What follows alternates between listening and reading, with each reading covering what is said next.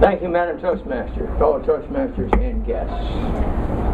A little over a year ago, a friend of mine and I drove to Orlando on a Friday afternoon.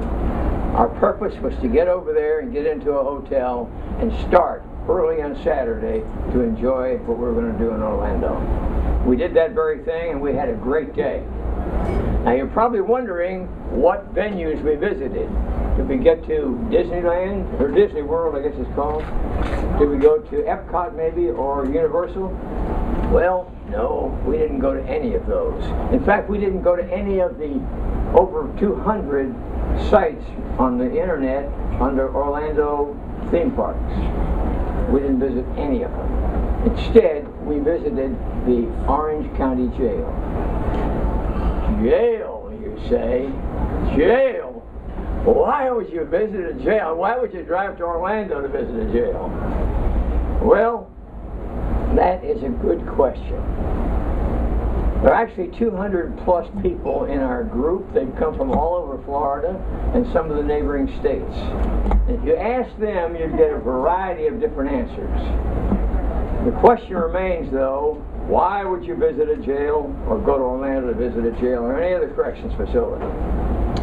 I'm sure that there are a variety of reasons for why people go, but in my case, I believe a life is a terrible thing to waste. A life is a terrible thing to waste.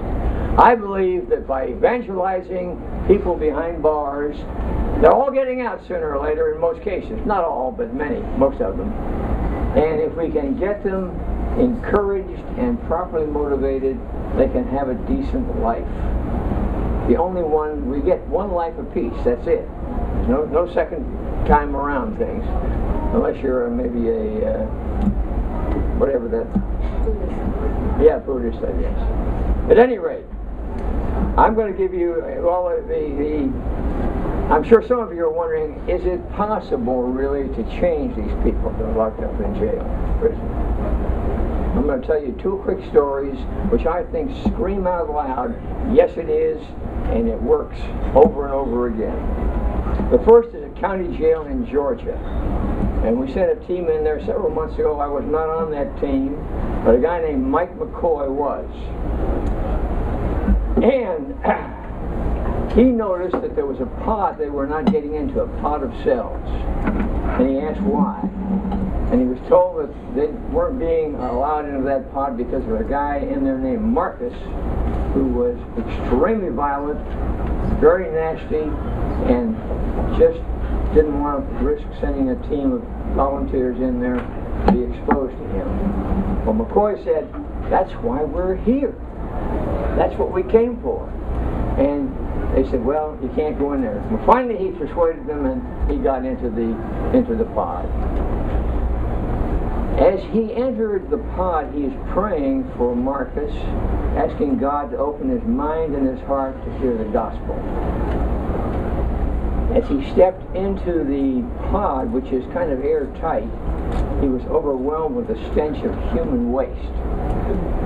Marcus had flooded his cell by stopping up his toilet, and he had an inch of water with feces floating around in it, and he'd even taken feces and written vile messages on his cell walls. This was a bad case. In fact, he was a troubled inmate, really bad trouble.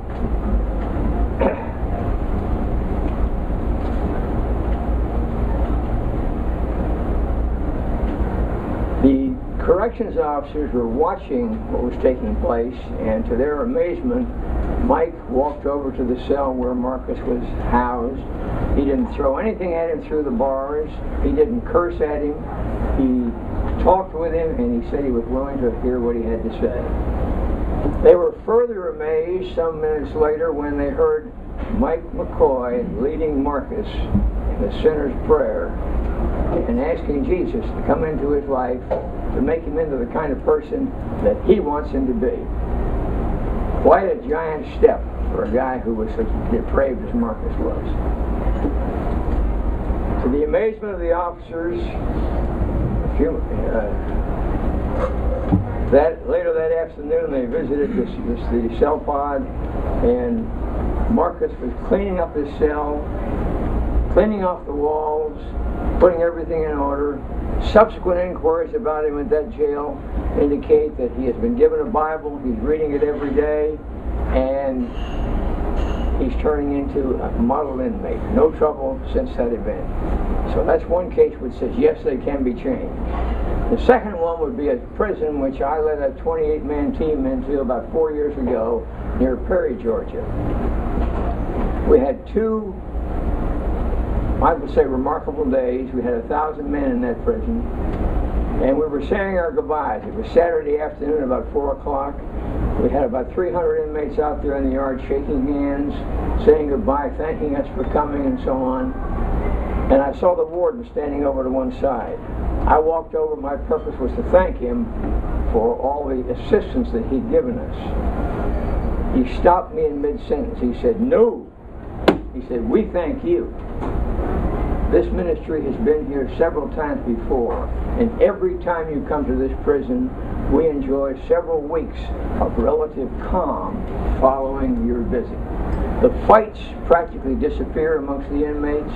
Assaults on corrections officers disappear. Everything runs smoothly and peacefully for some time after your visit." He said, "We thank you, and we hope you come again soon." Can you think of any other endorsement which says that inmates can be changed, that lives can be changed, than a prison warden with that kind of unsolicited comment? Very, very effective. At the time of our visit to Orlando, the Orange County Jail, and the Central Florida Reception Center, we had about 8,000 inmates in those two institutions that we were going to be trying to evangelize. And we ended up with 1,127, this is in one day, people praying to receive Christ. That's a little over 14% of that 8,000. Now, a good many of them were recommitments. They'd grown up going to church and so on. But there was 437, which is a little over 5%, who were first-time conversions. So this was a very successful day.